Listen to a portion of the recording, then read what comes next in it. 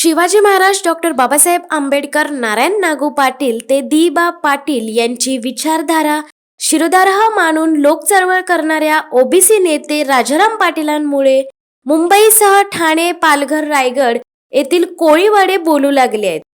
कोळी बांधवांच्या समस्यांसह स्थानिकांच्या गावठाणांचा विषय राजाराम पाटील यांनी चळवळीच्या अजेंड्यावर घेतलाय.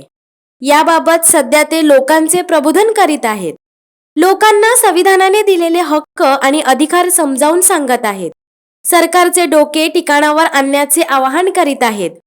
करंजाडे गावच्या गावठाणाचा विषय सरकार दरबारी येणे हे राजाराम पाटीलांच्या चळवळीचे यश आहे. राजाराम पाटील हे निव्वळ दिखाऊ समाजसेवा करीत नसून समाज परिवर्तन करीत आहेत. भिकाऱ्याला भीक देणे ही झाली समाजसेवा, पण भिकाऱ्यावर भीकच मागण्याची पाळी येऊ नये, व्यवस्थेत भिकारीच निर्माण होऊ नयेत असे आंदोलन म्हणजेच समाज परिवर्तन. हेच समाज परिवर्तन चळवळीच्या रूपात राजाराम पाटील करीत आहेत. स्थानिकांच्या गावठाण आदी समस्यांवर त्यांचे काय विचार आहेत त्यांच्या शब्दात. आपल्याला कल्पना आहे की मुंबई, ठाणे, रायगड, पालघर या सगळ्या भागामध्ये आगरी, कोळी, कराडी, भंडारी, आदिवासी, ईस्ट इंडियन आणि 12 बलुतेदार, SC ST या सगळ्यांचा घरांचा प्रश्न हा मुंबईच्या विकासामध्ये अत्यंत कठीण झालेला आहे.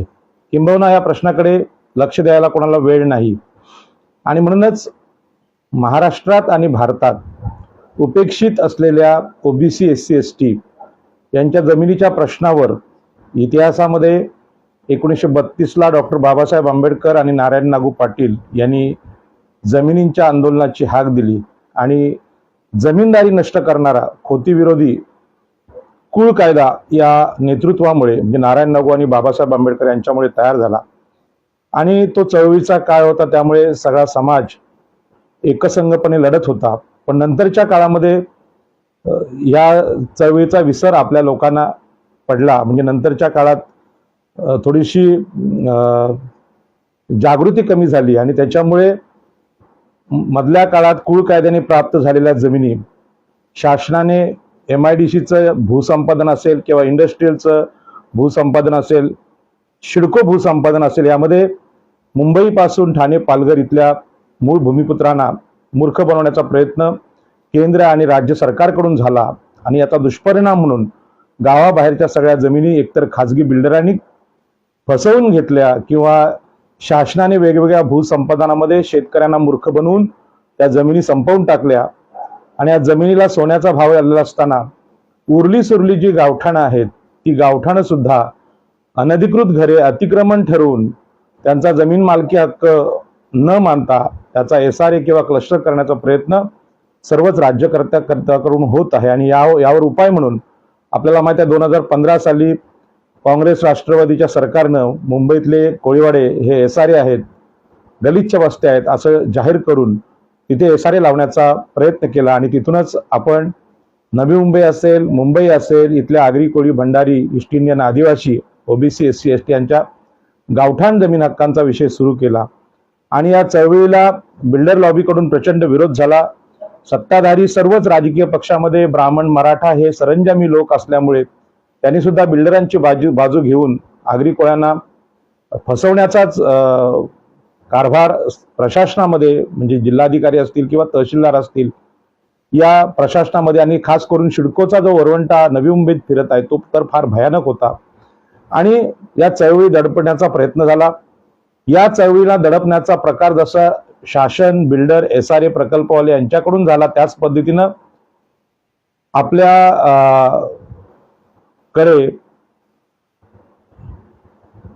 आपल्याकडे सुद्धा आपल्या समाजातल्या लोकांकडून या चळवळीला प्रचंड विरोध झाला. मुंबईमध्ये जी गावठाण कमिटी होती, कोळीवाडा गावठाण कमिटी, या गावठाण कमिटी फोडण्यात आली आणि त्यांनीच हे गावठाण नावावर होणार नाही किंवा नवी मुंबईमध्ये सुद्धा काही आगरी कोळी समाजाच्या संघटनांनी भाडे कराराचा पवित्रा घेतला म्हणजे भाड्याने जमिनी घ्या आणि नैना असेल इकडे असेल गावठाण प्रस्ताव तयार करण्याचा प्रस्तावाला प्रचंड विरोध झाला. याला पैसा कशाला पाहिजेत, सरकार ते करेल अशा प्रकारचे दाखवून लोकांना संभ्रमात ठेवलं गेलं. आणि तरी सुद्धा आपण मुंबईपासून ठाणे, रायगड, पालघर, पनवेल, उरण इथे ही चळवळ नेटाने चालू ठेवलेली आहे. यामध्ये प्रचंड टीका याच्यावर करण्यात आली आणि तरी सुद्धा न घाबरता न थांबता ही चळवळ आपण सुरू केली. या चळवळीमध्ये मी किरण पाटील जे आमचे आहेत पेंदरचे, त्यांचं मुद्दामून कौतुक करेन आणि पेंदर ग्रामस्थांचं खूप कौतुक करेन की त्यांनी ग्रामसमिती पेंदर यांच्या नावाने त्यांच्या गावाचा प्रस्ताव पहिल्यांदा पाठवलेला आहे. त्याच्या बाजूचे गावकरी घोड ग्रामस्थ त्यांनी सुद्धा आपला प्रस्ताव केलेला आहे. आणि त्यानंतर सगळ्यात जास्त जो गाव गाजत आहे आज तो आहे करंजाडे. आणि म्हणून करंजाडे गावची रीट पिटिशन माझ्याकडे आहे.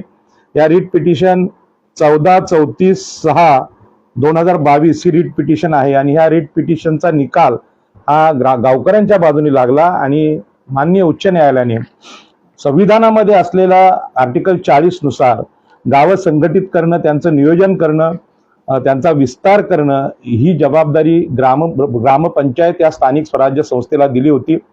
आणि त्यांनी प्रस्ताव ते सादर करणं, महसूल विभाग, मग तलाठी असतील, तहसीलदार असतील, प्रांत असतील, जिल्हाधिकारी असतील यांनी 7/12 सदरी गावाला आवश्यक असलेल्या जमिनींचं संपादन करणं किंवा सरकारी जमिनी असतील त्यामध्ये गुरुचरण जागा असेल किंवा अन्य जागा या सगळ्या गावाच्या सुखसोयीसाठी, गावाच्या वाढत्या लोकसंख्येसाठी देणं असा जो कायदा आहे मूळ संविधानातला, त्या कायद्यानुसार मान्य उच्च न्यायालयाने या मान्य कोकण आयुक्त, मान्य जिल्हाधिकारी, तहसीलदार, प्रांताधिकारी यांना आदेश दिले की करंजाडे गावची जी मूळ गावठाण 3 एकर आहे आणि आता वाढलेलं 11 एकर आहे, असं एकूण विस्तारित गावठाण 14 एकर आहे, ते गावठाण द्यावं ही जी मागणी आहे त्याची बाजू लावून धरली आणि सांगितलं यांना महसूलला की त्या प्रत्यक्ष त्यांची घरांची वाढ आणि लोकसंख्या किती आहे प्रत्यक्ष जागेवर जाऊन पाहावं.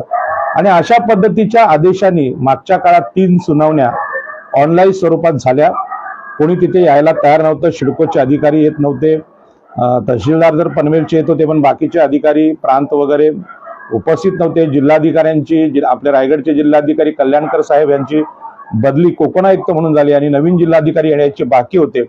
आणि या सगळ्या प्रकारामध्ये विलंब होत गेला आणि आज नवीन जिल्हाधिकारी आल्यानंतर प्रत्यक्ष सुनावणी झाली. तत्पूर्वी मी आपल्याला सांगू इच्छितो, गावठाण विस्ताराचे अभ्यासक आहेत त्यांच्यासाठी, की महाराष्ट्र शासनाने महसूल आणि वन विभाग परिपत्रक क्रमांक GTN 1083/217 R12 मंत्रालय मुंबई इथून दिनांक 10 फेब्रुवारी 1983 हा प्रसिद्ध केलेला आहे. याला म्हणा कायदा किंवा GR म्हणा. आणि त्यांनी सांगितलेलं आहे की 3 प्रकारे गावठाण विस्तार योजना राबवता येते. त्यातलं पहिलं कारण आहे लोकसंख्या वाढीच्या दबावामुळे होणारा गावठाणाचा विस्तार, हे पहिलं कारण आहे. आणि हे कारण नवी मुंबई, ठाणे, रायगड या प्रत्येक गावाला लागू आहे. कारण इथे शहराचा विकास किंवा औद्योगिक विकास मोठ्या प्रमाणात झाल्यामुळे बाहेरून आलेले लोक आहेत, तसेच गावाची सुद्धा लोकसंख्या वेगाने वाढत गेली आणि त्यामुळे प्रत्येक गावाला इथल्या लोकसंख्या वाढीचा दबाव जो आहे तो गावठाण विस्ताराला लागू आहे असा हा आदेश कायदा सांगतो. आणि भटक्या जमाती, विमुक्त जाती आणि मागासवर्गीय समुदायांची वसाहत करणे, म्हणजे आपल्या देशामध्ये भटके लोक आहेत किंवा SC ST चे लोक आहेत, यांना शेतजमिनी जशा नाकारल्या होत्या तशा घरांच्या जमिनी सुद्धा नाकारल्या होत्या. मनुस्मृतीनुसार आलेली ही विषमता आहे. कारण शूद्रांना, अतिशूद्रांना संपत्तीचा अधिकार नाही असं आपली मनुस्मृती म्हणत होती. तर या मनुस्मृतीनुसारच आपल्याकडे जमीन आणि सगळ्या संपत्तीचे मानवी अधिकार नाकारले गेले होते. आणि म्हणूनच यामध्ये प्रामुख्याने जो उल्लेख आहे तो SC ST लोकांचा, म्हणजे भटक्या विमुक्तांचा. ही गोष्ट महाराष्ट्रातल्या सगळ्या विचारवंतांनी लक्षात घ्यावी. आणि आता गावठाणाची चळवळ ही केवळ महाराष्ट्रात नाही तर देशात लागू करण्यासाठी आपल्यासोबत काम करावं अशी मी विनंती, नम्र विनंती मी सगळ्यांना करत आहे. आणि तिसरं कारण पुरामुळे प्रभावित झालेले किंवा ज्यांचं पुनर्वसन करणं गरजेचं आहे कुठल्याही प्रकल्पामध्ये किंवा भूकंपामध्ये, अशा लोकांसाठी गावठाण विस्तार योजना किंवा गावठाणाची योजना राबवावी अशा प्रकारचे आदेश आहेत. आणि हा मोठा अहवाल आहे आणि याच्यामध्ये सगळ्या विभागीय आयुक्तांना हा आदेश लागू झालेला आहे आणि त्याच पद्धतीने सर्व उपविभागीय अधिकारी, जिल्हाधिकारी या सगळ्यांना हे आदेश लागू आहे. त्याची प्रत आम्ही काढलेली आहे आणि माझ्याकडे प्रत उपलब्ध आहे. ज्यांना माहिती हवी असेल त्यांना मी माहिती द्यायला तयार आहे, प्रत्यक्ष सभा घ्यायला तयार आहे.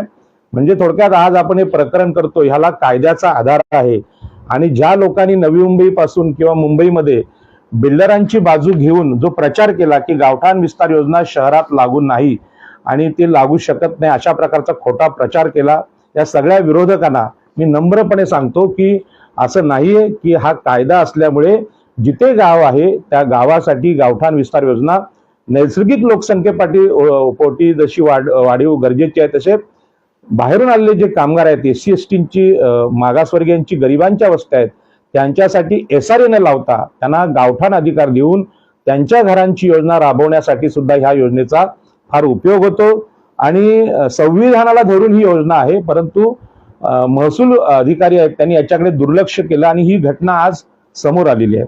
याच पद्धतीनं आजचं जे हे पत्र आहे, हे पत्र शेवटचं अंतिम पत्र होतं. माननीय उच्च न्यायालयाने जिल्हाधिकारी रायगड यांनी काढलं होतं. त्यांनी सांगितलं होतं की माननीय व्यवस्थापकीय संचालक सिडको उपविभागाधिकारी पनवेल म्हणजे प्रांताधिकारी तहसीलदार पनवेल आणि ग्रामस्थ म्हणजे करंजाडे ग्रामस्थ त्यांचे अध्यक्ष कर्णाश्रेष्ठ शेलार यांच्या नावाने पत्र काढलं होतं आणि आज लेखी आपलं म्हणणं घेऊन या. जो कोणी आणणार नाही, त्या जर आणलं नाही लेखी म्हणणं म्हणजे सिडको पासून तहसीलदारांनी, तर अंतिम निर्णय जिल्हाधिकारी देतील आणि हा निर्णय करंजाडे ग्रामस्थांच्या बाजूने असेल अशा प्रकारचं पत्र दिलं होतं. हे रिट पिटिशनच्या आधारे दिलं होतं आणि म्हणून गावठाणामध्ये जे जे लोक काम करतात त्यांना माझी विनंती आहे की सरकार, जिल्हाधिकारी किंवा तहसील आपला गावठाणाचं सीमांकन करत नाही, त्यांच्याकडे पैसे नाहीत, त्यांच्याकडे मनुष्यबळ नाही असं ते सांगतात आणि म्हणून गावठाण विस्तार ही जबाबदारी त्या त्या गावाची आहे. त्या गावातल्या लोकांनी कमिटी करून आपलं गाव आपण मोजलं पाहिजे आणि घरांची संख्या, लोकसंख्या, स्त्री पुरुषांची संख्या हे सगळं लक्षात घेऊन हा प्रस्ताव कसा करायचा हे कायदेशीररित्या समजून घेऊन तो प्रस्ताव शासनाला सादर केल्यानंतर, महसूलला सादर केल्यानंतर महसूल विभागीय अधिकारी हे कामच करत नाही, सिद्ध झालेली गोष्ट आहे. आणि म्हणून तात्काळ आपण उच्च न्यायालयात जाऊन न्यायालयाचे आदेश आणून सरकारचं डोकं ठिकाणावर आणणं हे आपल्या नागरिकांचं काम आहे आणि त्या पद्धतीने करंजाडे ग्रामस्थ गेलेले आहेत. आणि आता आम्ही उरणमध्ये सुद्धा बालई काळाधोंडा असेल किंवा मोरा कोळीवाडा असेल, ज्या ज्या गावामध्ये गाव कमिट्या होतात आणि लोकवर्गणीतून खर्च करायला जिथे ग्रामस्थ तयार होतात तिथे आम्ही अशा प्रकारचे प्रस्ताव शासनाला द्यायला तयार आहोत. ह्यामध्ये खूप मोठी मेहनत आहे. गावं मोजणं, घरं मोजणं, मोकळ्या जागा मोजणं, प्रत्येक सर्वे नंबर, त्या सर्वे नंबरचे गडबुक नकाशे, त्या गडबुक नकाशामध्ये असलेली घरं, मोकळ्या जागा यांचं सगळं जे हे आहेत माहिती आहे ती त्या प्रस्तावात जोडावी लागते. वेळोवेळी शासनाचे निघालेले GR हे जे गावठाणासारखे कायदे आहेत हे कायदे सुद्धा यामध्ये जोडावे लागतात आणि ही सगळी याचिका व्यवस्थित बनवून महसूलला दिल्यानंतर आपल्याला न्यायालयात जावं लागतं. कारण राजकीय नेतृत्व आपलं आहे हे गावठाण विस्तार करायला तयार नाही. आपल्याला माहित आहे की खासगी उद्योगपतींना देशाच्या सार्वजनिक जागा विकणं, सार्वजनिक उद्योग विकणं हा धंदा आज आपल्या देशातल्या राजकीय लोकांचा झालेला आणि त्याच पद्धतीनं ही गावठाणांना बिल्डरांना दिल्यानंतर, SRA दिल्यानंतर जे पर्सेंटेज मिळेल तेच आपलं उत्पन्न आहे आणि अशा अर्थाने प्रचंड निवडणुकांमध्ये पैसे वाटणारे नेते आपले पैसे वसूल करण्याच्या मार्गावर आहेत. त्यामुळे सामान्य लोकांच्या घरांचा प्रश्न बिकट होत चाललेला आहे आणि या जोडीला लोढासारखी, सुधाकर शेट्टी सारखी बिल्डर लॉबी ही मुंबईत उतरले, नवी मुंबईत सिडको उतरले आणि हेच लोक गावाचा जो मूळ गावठाणाचा कायदा आहे विस्ताराचा तो लपवून ठेवून क्लस्टर आणि SRA कसा राबवता येईल यासाठी ही मंडळी काम करतायत. आणि म्हणून मला आज सांगावंसं वाटतं की आपलं राज्य शासन म्हणजे राजकीय जे क्षेत्र आहे, आपल्या देशाची जी लोकशाही 4 आधारस्तंभावर आधारलेले, त्यामध्ये राजकीय नेते असेल, राजकीय नेतृत्व करणारी मंडळी असेल, प्रशासन असतील, जिल्हाधिकारी, महसूल विभाग असेल, त्यानंतर आपल्याला माहित आहे पोलीस असतील आणि न्यायालय म्हणजे न्यायालय आज जागे आहेत. न्यायालय जागे आहेत म्हणून करंजाडे गावाचा निकाल हे प्रशासन आणि राजकीय नेतृत्वाच्या विरोधात आज गेलेला आहे.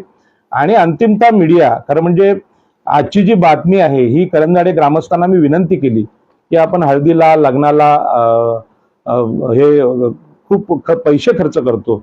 आज करंजाडे गावाच्या बाबतीत महसूल विभागाने आपली घोडचूक मान्य केली. सिडको सुद्धा अपयशी ठरली, त्याचं सगळं कथन मी करणारच आहे. आणि जिल्हाधिकाऱ्यांनी हे कबूल केलं की गेल्या 40 ते 50 वर्षात म्हणजे स्वातंत्र्यानंतरच्या 70 वर्षात महसूल विभागाने गावठाण विस्तार कायदा असून सुद्धा ती गावठाण विस्तार योजना न राबवल्यामुळे गावांचं नियोजन या देशात कोणाला जमलं नाही. शहरं बकाळपणे वाढत गेली आणि ज्या गावकऱ्यांनी जमिनी मुंबई सारख्या शहराला आगरी कोळी भंडारी ईस्ट इंडियन आदिवासी या लोकांनी जमिनी दिल्या आणि त्यांचीच गावं अनधिकृत तिथे ठरवली, त्यांचा गावठाण विस्तार होऊ शकला नाही. मंत्रालय कुलाब्याला असून सुद्धा कुलाबा कोळीवाडा माहीम कोळीवाडा किंवा झू असेल हे मोजले गेले नाहीत. श्रीमंतांनी तिथे बंगले मात्र बांधले, मोठमोठे कलाकार शाहरुख खान अमिताभ बच्चन आले, परंतु गावकऱ्यांवर एखादा चित्रपट गावातल्या समस्यावर चित्रपट काढावा असं किंवा मुंबई विद्यापीठात सुद्धा याच्यावर शोधनिबंध किंवा अभ्यास झाला नाही. आणि म्हणूनच हा भारत देश हा तिथल्या मूळ गावकऱ्यांना विसरलेला आहे, त्यांच्याशी कृतज्ञ झालेला आहे आणि नगरं मात्र वाढत गेली. नगरातल्या लोकांनी स्थानिक लोकांना फसवलेलं आहे अशा प्रकारची भावना मागे झाली. आणि म्हणून आज ही बातमी खरं म्हणजे पेपरला देणं आणि छापणं गरजेचं होतं. आपल्याला माहित आहे की आज पत्रकारांना सुद्धा खरेदी करण्याचं काम सरकारकडून चालू असल्यामुळे गरिबांच्या बाजूनी काम करणारे पत्रकार कमी आहेत आणि म्हणून याची बातमी लिहिणं ते पाठवणं हा जो सगळा उद्योग आहे त्याला काही ना काही मानधन द्यावं लागतं. आणि ही गोष्ट मी आमच्या लोकांना सांगितली, पण आपल्या लोकांना ही गोष्ट अजून पटत नाही आणि पटत नसल्यामुळे शेवटी मला आज मी पत्रकार बांधवांची क्षमा मागून सांगतो, शेवटी आज फेसबुक लाईव्हचा आधार घ्यावा लागला. मला माहित आहे कोरोनाच्या काळात सुद्धा लोक अशी एकत्र येत नव्हती, तेव्हा महाराष्ट्राचे माजी मुख्यमंत्री उद्धवजी ठाकरे सुद्धा फेसबुक लाईव्ह करत होते आणि मग त्याची सुद्धा टिंगल आता लोक करतात. परंतु मीडिया कुठल्या दिशेने देशाचा चाललेला आहे हा आपण पाहतो की उद्योगपतींच्या बाजूने चाललेला आहे, श्रीमंत लोकांच्या बाजूने चाललेला आहे. गरिबांच्या बातम्या छापणं हे मीडिया करत नाही आणि म्हणून मला माझी विनंती आहे पत्रकार बांधवांना की हे फेसबुक लाईव्ह जर आपल्यापर्यंत आलं तर आपण ही बातमी जरूर बनवावी आणि ती छापावी, ही माझी विनंती आहे. कारण मुंबई ठाणे पालघरच नाही, संपूर्ण महाराष्ट्र आणि देशाच्या सगळ्या स्थितीमध्ये गावांचं रचना किंवा गावांना न्याय देणं हे शासनाकडून राहून गेले आणि म्हणून अशा बातम्या छापून येणं ही आपली सगळ्यांची गरिबांची गरज आहे अशी मी विनंती करतो आणि आपण ह्या बातम्या लावाव्यात असं माझी विनंती आहे. आता या मुख्य प्रश्नाकडे आपण वळूया की आजच्या दिवशी जे काय घटना घडलेली आहे इथे अलिबागमध्ये रायगड जिल्हाधिकारी कार्यालयात, त्यामध्ये सगळ्यात मोठा आमचे जे मुख्य आधारस्तंभ होते याचे वकील होते ॲडव्होकेट प्रशांत पाटील, त्यांना हायकोर्टात सुनावणी असल्यामुळे ते आज येऊ शकले नाहीत आणि गावठाण विस्ताराचे युवा नेते आमचे किरण पाटील हे सुद्धा अत्यंत लढाऊ आणि अभ्यासू व्यक्तिमत्व आहे, परंतु काल त्यांना रस्त्यातून जात असताना मोटरसायकल स्वारांनी धडक दिल्यामुळे एक अपघात त्यांना झाला आणि त्यामुळे ते जखमी झाल्यामुळे ते आज येऊ शकले नाहीत. अशा परिस्थितीमध्ये करंजाडे ग्रामस्थ आणि मी यांनी ही बाजू मांडली, परंतु आम्हाला जिल्हाधिकाऱ्यांच्या बाबतीत अतिशय चांगला अनुभव आलेला आहे आणि म्हणून आजची घटना खरं म्हणजे अत्यंत आनंदाची, म्हणजे माझ्या जीवनातली खूप मोठी आनंदाची घटना आहे आणि ती घटना आपल्याशी शेअर करताना मला खूप आनंद होत आहे. आणि म्हणून मी आजचा जे 28 फेब्रुवारीचा जो दिवस आहे, माननीय जिल्हाधिकारी रायगड यातले माननीय योगेश म्हसे साहेब आहेत, त्यांचं मी मनपूर्वक आभार मानतो. त्यांनी ज्या उमदेपणानं हा विषय समजून घेतला आणि माझं जे म्हणणं आहे ते म्हणणं ऐकून घेतलं, त्यासाठी मी मनपूर्वक धन्यवाद माननीय जिल्हाधिकारी योगेश म्हसे यांना देतो. रायगड जिल्हाधिकाऱ्यांमध्ये जेवढे जिल्हाधिकारी होऊन गेलेले आहेत त्यामध्ये योगेश म्हसे यांचं नाव अजरामर असणार आहे. कारण का आपल्याला माहित आहे की ही जी जिल्हाधिकाऱ्यांची परंपरा आहे ही स्वातंत्र्यपूर्व काळापासून अगोदर म्हणजे 1900 ना 1800च्या काळातली अनेक इंग्रज जिल्हाधिकारी इकडे होऊन गेले, तिथे अलिबागला त्याच्या नोंदी आहेत आणि या सगळ्यांमध्ये रायगड जिल्हा असेल, ठाणे जिल्हा असेल, पालघर जिल्हा असेल, हा महामुंबईचा भाग आहे आणि इथे औद्योगिकरण मोठ्या प्रमाणात होत आहे, विकास योजना मोठ्या येत आहेत, पण गावांचं नियोजन आम्ही केलं पाहिजे अशा प्रकारचं जो विषय आहे माननीय जिल्हाधिकाऱ्यांच्या अखत्यारीतला, तो आतापर्यंत राहून गेला होता आणि ही चूक जी आहे महसूलची ती जिल्हाधिकाऱ्यांनी आज कबूल केलेली आहे की आमच्याकडून ही चूक झालेली आहे आणि हाच विषय मुंबईचा सुद्धा आहे आणि ठाणे पालघरचा सुद्धा. आणि म्हणून माननीय जिल्हाधिकारी योगेश म्हसे यांना मी प्रथमतः मनपूर्वक धन्यवाद देतो की आपण आज आमचा विषय ऐकून घेतला. त्यानंतर पनवेलचे प्रांताधिकारी राहुल मुंडके आणि माननीय तहसीलदार विजय तळेकर यांनी सुद्धा आज हे मान्य केलं की जिल्हाधिकाऱ्यांनी त्यांना प्रश्न विचारला की आतापर्यंत म्हणजे सिडको आल्यापासून 1970 पासून महसूल विभागाने कुठल्या गावाचा गावठाण विस्तार केला आहे का, असा मूलभूत प्रश्न विचारल्यानंतर त्यांनी सांगितलं नाही, आम्ही कुठल्याही गावाचा गावठाण विस्तार कायद्यानुसार विस्तार करू शकलेलो नाही. याचाच अर्थ इंग्रजांनी 1931-32ला जो केलेला सर्वे आहे, जनगणना आहे, सर्वे आहे, त्या सर्वे नंतर जे मूळ म्हणजे कुठल्याच गावाचा गावठाण विस्तार झालेला नाही. आणि जे मूळ गावठाण आहे ते समजा करंजाड्याचं 3 एकर आहे, कळंबोळीचं 2 एकर आहे, आणि आता कळंबोळीचं 32 एकर वाढले, तर करंजाड्याचं 11 एकरनी वाढलंय. म्हणजे मूळ गावठाणाच्या 90% लोकसंख्या वाढ होऊन जे गावठाण विस्तार व्हायला होता तो झालेला नाही. हा महसूल विभागाने आपल्याकडून झालेली चूक आज मान्य केलेली आहे. ही सगळ्यात मोठी गोष्ट आहे. कारण जेव्हा कुठलाही माणूस आपली चूक मान्य करतो आणि मान्य केल्यानंतर त्याच्या प्रामाणिक जीवनाची सुरुवात होते, आणि चूक मान्य केल्यानंतर ती चूक सुधारण्याचा जो प्रयत्न करतो तो खरा माणूस, परंतु चुकत नाही, म्हणजे तो प्रयत्नच करत नाही. आणि म्हणून महसूल विभागाने आज मान्य केलं की बाबा खरोखर आमच्याकडून ही चूक झाली, आणि म्हणून या सगळ्या अधिकाऱ्यांचं मी मनपूर्वक अभिनंदन करतो, कौतुक करतो. याबरोबरच आजच्या या सभेला ग्रामस्थांचे अध्यक्ष, करंजाडे ग्रामस्थांचे अध्यक्ष कर्णाशेठ सेलार हे होते, मारुती गायकर होते, भरत राणे होते, गणेश कातकरी आदिवासी समाजातले ग्रस्त होते. आणि या सगळ्या आंदोलनामध्ये तिथले स्थानिक पोलीस पाटील आहेत, कुणाल लोंढे हे आमचे मित्र आहेत, आंबेडकरी चळवळीतले कार्यकर्ते आहेत, त्यांनी सुद्धा फार मोठी समन्वयाची भूमिका यामध्ये पार पाडलेली आहे. हे सगळे त्यावेळी उपस्थित होते. आणि जिल्हाधिकाऱ्यांनी आजच्या ह्या सगळ्या चर्चेमध्ये, सुनावणीमध्ये पहिला प्रश्न विचारला की गावकऱ्यांची मागणी काय आहे. साहजिकच आज किरण पाटील आणि वकील साहेब नसल्यामुळे ही माझ्यावर जबाबदारी आली. प्रत्येक मिटिंगला मी असतोच, परंतु आजची जी मिटिंग होती ती अत्यंत महत्वाची, निकराची लढाई होती. आणि कारण आजच्या या सभेनंतर किंवा सुनावणीनंतर जिल्हाधिकाऱ्यांनी सांगितलं होतं, जर तुम्ही म्हणणं सादर नाही केलं बाकीच्या विभागांनी तर एकतर्फी निर्णय हा करंजाड्या ग्रामस्थांच्या बाजूने देऊ. त्यामुळे आजच्या सुनावणी ही अटीतटीची होती. आणि तुमची मागणी काय ही मला प्रश्न केला, तेव्हा मी सांगितलं की सर, इंग्रजांनी केलेल्या सर्वेनुसार आमचं मूळ गावठाण 3 एकर आहे, आणि त्या गावाला लागूनच जी नैसर्गिक लोकसंख्या वाढली त्यामध्ये 11 एकर मध्ये आमची आता घरं आहेत. आणि ही घरं सिडको येण्याच्या अगोदरपासूनच्या काळातली आहेत. आणि ही जी घरं जिथे आहेत त्याची नोंद तहसीलने किंवा तलाठीने न घेतल्यामुळे आणि सिडकोने पंचनामे न करता भूसंपादन म्हणजे सातबारे आपल्या नावावर दाखवल्यामुळे यामध्ये सगळ्यात मोठी निष्क्रियता ही महसूल विभागाची होती. आणि सिडकोला ती अनुकूल अशी स्वरूपाची असल्यामुळे आज ती 11 एकर जागा ही आमची आहे असं सिडको दाखवते. आणि हा प्रश्न केवळ करंजाडे गावचा नाही तर नवी मुंबईतल्या 95 गावांचा आहे की अशा प्रकारे चुकीच्या पद्धतीने भूसंपादन दाखवून गावाच्या मूळ गावठाणापर्यंत सिडको गेलेली हा खरं म्हणजे अन्याय आहे. आणि महाराष्ट्राच्या महसूल विभागाचा ही फसवणूक आहे. आणि म्हणून मी रिटायर्ड झालेल्या अनेक तहसीलदारांशी अनेक दिवस बोलतो आहे की नवी मुंबईत जो प्रचार चालू आहे की सिडकोचे अधिकार मोठे की महसूलचे मोठे, ही जी स्पर्धा चालू आहे, अनेक आमदार, खासदार आणि JNPTचे ट्रस्टी असलेले अनेक विद्वान लोक सांगतात की नाही, इथे सिडकोचाच अधिकार मोठा आहे, जिल्हाधिकाऱ्यांना काहीच अधिकार नाही कारण हे शहर आहे. अशा प्रकारचे गैरसमज घेऊन जगणारे आमचे अनेक प्रकल्पग्रस्तांचे नेते पण आहेत. त्यानुसार मी जेव्हा यांना रिटायर्ड तहसीलदारांना विचारलं, त्यांनी सांगितलं की नगर विकास खात्यापेक्षा जमिनींच्या बाबतीत महसूल विभागाचे अधिकार मोठे आहेत.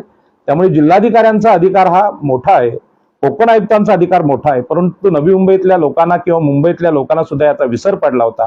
आणि ही गोष्ट आज दूर झाली. आणि आज माननीय जिल्हाधिकाऱ्यांनी सिडकोला आणि सगळ्या अधिकाऱ्यांना हा जाब विचारला की ग्रामस्थांची मागणी काय. तेव्हा आम्ही त्यांना सांगितलं की इंग्रजांनी केलेल्या सर्वेचं मूळ गावठाणच सिडको मोजते. मग महाराष्ट्र शासनाने इंग्रजांचा सर्वे झाला त्यानंतर गावांचा सर्वे का केला नाही. माझा तर प्रश्न हा माननीय नरेंद्र मोदी पंतप्रधान साहेबांना आहे की तुम्ही हिंदू राष्ट्राची कल्पना करता किंवा सांगता हा देश हिंदू राष्ट्र होणार आहे. अरे पण इंग्रजांनी केलेल्या सर्वे नंतर जर तुम्ही स्वतःचं गाव मोजू शकला नसाल या देशातलं, तर राज्यकर्ते म्हणून आपली लायकी काय आहे. या देशाचे नागरिक किंवा देशाचे पंतप्रधान, मुख्यमंत्री, महसूल मंत्री, गृहमंत्री होण्याची क्षमता आमची आहे का. इंग्रजांनी आम्हाला आज लाजवलेलं आहे की राज्य करणं हे इंग्रजांना जमलं, आम्हाला राज्य करणं जमत नाही. कारण आम्हाला आमची गावं मोजता येत नाही, आमचा देश मोजता येत नाही. एवढी मोठी नोकरशाही असताना, भूमी अभिलेख खाता असताना आजही उरण मधला भूमी अभिलेख विभाग असेल रायगड जिल्ह्याचा भूमी विभागला अभिलेख विभाग असेल, मुंबईचा असेल किंवा ठाण्याचा असेल, हे कोणीही गावठाणांचे सर्वेच करत नाहीत. आणि हे सर्वे न झाल्यामुळे इंग्रजांच्या सर्वेचं जे मूळ गावठाण आहे तेवढंच सरकार मानते. मग तुम्ही स्वातंत्र्यानंतर 70 वर्षात 74 वर्षात काय केलं हा माझा मोठा प्रश्न आहे. आणि म्हणून आमचे पंतप्रधान आणि मुख्यमंत्री हे सपशेल अपयशी ठरलेले आहेत गावं बोलण्यासाठी. मग तुम्ही कोणता राष्ट्रवाद या देशाला सांगतायत? जय जय महाराष्ट्र म्हणणारे मुख्यमंत्री असतील किंवा हे हिंदू राष्ट्र आहे हे सांगणारे पंतप्रधान मोदी असतील, त्यांना माझा सवाल आहे की आपण जे अदर लोक आहेत म्हणजे ख्रिश्चन असतील किंवा इंग्रज असतील किंवा पोर्तुगीज असतील किंवा मुस्लिम असतील यांना देशाचे शत्रू समजतो. परंतु तुम्ही जर इंग्रजांच्या सर्वेनंतर एकाही गावाचा सर्वे करू शकत नसत, तुम्ही देशाचे मित्र आहात की शत्रू आहात? तर माझ्या अनुभवाने सांगतो की आपले राज्यकर्ते हे या बाबतीत अपयशी ठरलेले आहेत, प्रशासन अपयशी ठरलेलं आहे. आणि म्हणून जो मूळ प्रश्न ज्यांनी विचारला जिल्हाधिकारी, त्यांना मी सांगितलं की साहेब की सिडको या कंपनीची रचना ज्यासाठी महाराष्ट्र सरकारने केली, त्यांनी जमिनी तर आमच्या घेतल्या, त्यांनी शहराचं नियोजन केलं, पण एकाही गावाचं नियोजन या सिडकोला करता आलं नाही. मुंबई महानगरपालिका स्थानिक स्वराज्य संस्था म्हणून जी संस्था आहे तिला सुद्धा मुंबईतल्या एकाही कोळीवाड्याचं नियोजन करता आलेलं नाही आणि त्यांचे अधिकार त्यांना देता आलेले नाहीत. म्हणून ह्या सगळ्या संस्था मुंबई महानगरपालिका, ठाणे महानगरपालिका, MMRDA किंवा सिडको किंवा नैना हे सगळे आमच्या भूमिपुत्रांच्या जमिनी लुटण्यासाठी आलेली ब्राह्मण आणि मराठ्यांची साधनं आहेत किंवा भूमाफिया संस्था आहेत. आणि म्हणून यांच्याबद्दल प्रचंड तिरस्कार आज लोकांच्या मनात निर्माण झालेला आहे आणि वातावरण गरम झालं. या सगळं ऐकून जिल्हाधिकाऱ्यांच्या लक्षात आलं की अत्यंत गंभीर प्रश्नावर पहिल्यांदा अशा प्रकारची सुनावणी होते. आणि म्हणून त्यांनी आणखी एक गमतीचा प्रश्न केला जिल्हाधिकाऱ्यांनी, म्हणजे तो प्रश्न माननीय विजय तळेकर पनवेलचे तहसीलदार आणि प्रांताधिकारी राहुल मुंडके यांना होता की गावठाण विस्तार योजना अजून प्रचलित आहे का, म्हणजे चालू आहे का, हा प्रश्न होता. जिल्हाधिकाऱ्यांनी अशा प्रकारचा प्रश्न विचारणं म्हणजे IAS झालेल्या अधिकाऱ्यांनी की गावठाण विस्तार योजना सध्या कार्यरत आहे का किंवा ती चालू आहे का, असा प्रश्न आज विचारला. आणि म्हणून मी अत्यंत तयारीत गेलो होतो. 2 कॉप्या ह्या महसूल विभागाच्या महसूल आणि वन विभागाने महाराष्ट्र शासनाने काढलेल्या मी घेऊन गेलो होतो की गावठाण विस्तार योजना कशी राबवायची असते आणि त्याची कॉपी घेऊनच गेलो होतो. जर असा प्रश्न आला कुठे, म्हणजे मला वाटलं की सिडको हा प्रश्न करेल, पण जिल्हाधिकाऱ्यांनीच घेतला. आणि मी जिल्हाधिकाऱ्यांचं अभिनंदन करेन की स्वतःच्या विभागाचं आत्मपरीक्षण करणं ही आपली गरज असते की खरोखर गावठाण विस्तार कायदा लागू आहे का. कारण हा प्रकारचा गैरसमज अनेक ठिकाणी बोलला जातो, गावठाण विस्तार लागत नाही. आमचे नवी मुंबईतले अत्यंत विद्वान लोक पण हे बोलत असतात की गावठाण विस्तार आता योजना बंद झाली, त्याच्यामुळे तुम्हाला आता भाडे करारच करावा लागेल असं सांगणारे नेते त्यांची नावं घेत नाही मी, पण फार मूर्ख लोक होती. आणि म्हणून मला हा प्रश्न येणार म्हणून मी हे सगळा आदेशच घेऊन गेलो होतो. आमचे रवींद्र चव्हाण म्हणून आमचे एक हे आहेत संस्थेचे सेक्रेटरी आहेत मालई काळाधोंडा ग्रामस्थांचे, त्यांनी माहिती अधिकाराखाली मागितलं होतं आणि ते घेऊन गेलं होतं. आणि त्यामध्ये पुन्हा एकदा तुम्हाला सांगतो की नैसर्गिक लोकसंख्या वाढीस्तव गावठाण विस्तार करता येतो. गावातले SC ST लोक जे आहेत, आदिवासी आहेत आणि SC म्हणजे मागासवर्गीय लोक आहेत, त्यांना घरं देणं, त्यांच्या घरांची रचना त्या गावाच्या वस्तीमध्ये करणं, त्यासाठी जमीन संपादित करून त्यांना घरं देणं ही मूळ योजना आहे. त्यामुळे मागासवर्गीय ज्या सगळ्या संघटना आहेत त्यांनी या योजनेचं वैशिष्ट्य लक्षात घेतलं पाहिजे. आणि पूर किंवा संकटामध्ये किंवा जसं आता विमानतळामध्ये गावं संपादित झालेली आहेत किंवा JNPT मध्ये 2 गावांचं गावठाण देणं बाकी आहे, त्यांच्यासाठी सुद्धा ही योजना आज अस्तित्वात आहे. आणि म्हणून आजच्या जिल्हाधिकाऱ्यांनी मान्य केलं, म्हणून ही घटना अत्यंत महत्वाची आहे की ज्यांना ही अजून गावठाण विस्ताराबद्दल शंका आहे त्यांनी मी त्यांना भेटायला यायला तयार आहे, मी सांगायला तयार आहे. आजच्या जिल्हाधिकाऱ्यांनी ते मान्य करायला लावलं की गावठाण विस्तार योजना ही माननीय जिल्हाधिकाऱ्यांना सांगितलं महसूल विभागाने, प्रांत आणि तहसीलदारांनी की हो आज ही गावठाण विस्तार योजना लागू आहे. मग प्रश्न दुसरा आला की लागू आहे मग तुम्ही राबवली का नाही. तर त्या तहसीलदारांनी सांगितलं पनवेलच्या की नाही आम्ही हे राबवली नाही. आतापर्यंत कुठल्याच तहसीलदारांनी पनवेल, उरण, नवी मुंबई, ठाणे, रायगड इथे ही योजना राबवलेली नाही. आणि म्हणून माझं हे फेसबुक लाईव्ह ज्या जिल्ह्यातले लोक महाराष्ट्रातले बघत असतील त्यांनी या योजनेची मागणी सगळ्या जिल्हाधिकाऱ्यांकडे केली पाहिजे. आणि मागणी म्हणजे आपलं गाव आपणच मोजत आहे, जिल्हाधिकारी मोजणार नाही. गाव प्रस्ताव तयार करून हा प्रस्ताव सादर करायचा आहे गावठाण विस्तार ह्या विषयावर अनेक युट्यूबला व्हिडिओ आहेत, पण त्यातलं कोणीच म्हणत नाही की महाराष्ट्र शासन किंवा केंद्र शासन यामध्ये कामचुकार आहे, कामचोर आहे, अधिकारी कामचोर आहेत, ते काम करत नाहीत. आणि म्हणून ही नागरिकांची जबाबदारी आहे. अशा प्रकारचा व्हिडिओ कोणी मांडत नाही. जे सरकारला भिडतात, समस्येला भिडतात, त्यांना हा अनुभव येतो. आणि मला आलेला अनुभव आहे, म्हणून संपूर्ण महाराष्ट्राला सांगतोय की आपण आपलं गाव आणि घर मोजलं पाहिजे. ही आपली जबाबदारी आहे, नागरिकांचं कर्तव्य आहे. सरकारवर हे सोपवू नका. आजचं जिल्हा प्रशासन हे बिल्डरांसाठी काम करते, सामान्य नागरिकांसाठी करत नाही. आपले आमदार खासदार सुद्धा आपल्यासाठी कार्यरत नाहीत. हे वास्तव आपण लक्षात घेतलात तरच हा व्हिडिओ समजेल, नाही तर समजणार नाही. आणि म्हणून इथे सध्या गावठाण विस्तार योजना अस्तित्वात आहे का, हा जिल्हाधिकाऱ्यांचा प्रश्न मला अत्यंत आवडला. जरी तो प्रश्न महसूल विभागाची इज्जत काढणारा, अब्रू घालवणारा असला तरी पण ही चिरफाड त्याच विभागाच्या प्रमुखांनी करणं गरजेचं होतं. कारण अशा प्रकारची चिरफाड केल्यामुळे आमच्या लोकांचे सुद्धा डोळे उघडतील. आणि सिडकोच्या अधिकाऱ्यांसमोर हा प्रश्न आला. आणि मग सिडकोनी जे नेहमीचा जो विषय असतो, सिडकोनी सांगितलं अहो गावठाण विस्तार योजना ही महसूल विभागाची गोष्ट असली तरी सिडकोनी ती राबवलेली आहे. तर बघा, नगर विकास खातं हे जमीन मालकीचा विषय करत नाही, तर सिडको ही जमीन आमची घेऊन ती चढ्या भावानं विकणारी एक व्यापारी संस्था आहे. म्हणजे 3,000 रुपये एकर किंवा 40,000 रुपये एकरनी जमिनी खरेदी केल्या आणि ते 80 कोटी रुपये एकरनी विकणारी सिडको ही व्यापारी संस्था आहे. सिडको लोककल्याणकारी कार्य करत नाही. जे काही लोककल्याण केलेलं आहे ते नेत्यांचं केलेलं आहे. एका नेत्याला 27 एकरचा भूखंड, क्लबसाठी 18 एकरचे भूखंड, शाळेचे 4 एकर भूखंड दिले. पण एका गावाला करंजाड्यासारख्या 14 एकरचा गावासाठी अख्ख्या भूखंड सिडको द्यायला तयार नाही. आणि म्हणून सिडको ही प्रस्थापित लोकांची, सरंजामी लोकांची संस्था आहे. हे सिद्ध होत आहे. सर्वसामान्य आदिवासी आणि SC ST बांधवांसाठी ती काहीच करत नाही, मच्छीमार बांधवांसाठी काही करत नाही. हीच गोष्ट नवी मुंबई महापालिका किंवा मुंबई महापालिकेला सुद्धा लागू होते. आणि म्हणून सिडको म्हणायला लागली की 12.5% योजना हीच गावठाण विस्तार योजना आहे. त्यांना मी सांगितलं की आमच्या जमिनी पूर्ण शहरासाठी सिडकोने बंदुका लावून गोळ्या घालून घेतल्या. त्यामध्ये 5 हुतात्मे जासीला झाले. लोकनेते दिबा पाटील यांनी जर संघर्ष केला नसता तर 12.5% योजना ह्या देशात, महाराष्ट्रात अस्तित्वात आली नसती. 12.5% योजना ही म्हणजे 5 हुतात्मे आणि लोकनेते दिबा पाटील आणि आगरी कोळी कराडी बांधव बाळा बडुतेदार यांच्या संघर्षाचा विजय आहे. सिडकोचा तो विषयच नाही. सिडकोने कधी हा विषय केला नाही. इंग्रजांनी ज्या पद्धतीने जुन्या 1894च्या कायद्याने जबरदस्तीचं भूसंपादन केलं, तीच पुनरावृत्तीने 84ला सिडकोने केलेली आहे. आणि म्हणून सिडको, इंग्रज हे आमचे तर परके शत्रू होते, परंतु नव्याने आलेली जी सरकार आहेत ब्राह्मण मराठ्यांची, ही सरकार सुद्धा इथल्या आगरी कोळ्यांची शत्रू आहेत. वसंतदादा पाटील यांच्यासारखे निर्दयी मुख्यमंत्री, जनरल डायर सारखे मुख्यमंत्री, ज्यांनी आगरी कोळ्यांच्या शांततामय आंदोलनावर बंदुकीच्या गोळ्या घालून 5 माणसांनी हजारो जखमी केली, याची आठवण मी आज जिल्हाधिकाऱ्यांना करून दिली. त्याच्यामुळे 12.5% योजना ही लोककल्याणकारी किंवा गावठाण विस्तार योजना नाही. तो आम्ही संघर्ष करून आमच्याच 100% जमिनीतून 12.5%चा परतावा मिळवलेला आहे.